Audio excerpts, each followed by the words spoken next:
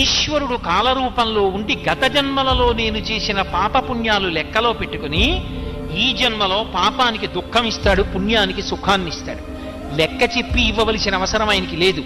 చాటు నుండి ఫలితాన్ని ఇస్తాడు. చెట్టు చాటు నుండి రాముడు వాలికి ఫలితాన్ని ఇచ్చినాడు. ఆయన ఎదురుగుండా వచ్చి కోటేశ్వరరావు ఫలానా జన్మలో ఫలానా పేరుతో ఉన్నప్పుడు కుక్కని కొట్టావాయ్, అందుకే నా ఫలితాన్ని వాళ్ళకి ఇస్తున్నాను. 11 గంటలకి నీ మోకాలు మీద కూడా దెబ్బ తగులుతుందో, మోకాలు మీద నొప్పి 3 రోజులు ఉంటుందో, అప్పుడు కుక్కకు 3 రోజులు ఉందో, ఆయన నాకు చెప్పక్కల్లా మోకాలు నొప్పి పెట్టేట్టు చేస్తాడు. అది ఈశ్వరుడు అంతే. ఆయన శాసకుడు, ఒకడికి చెప్పవలసిన అవసరం ఆయనకు ఉండదు. కానీ కర్మ ఫలితం మాత్రం నడిచి వెళ్ళిపోతూ ఉంటుంది.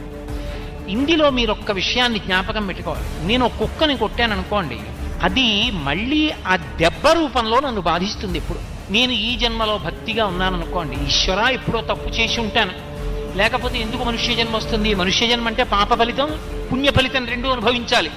కానీ తండ్రి బాధ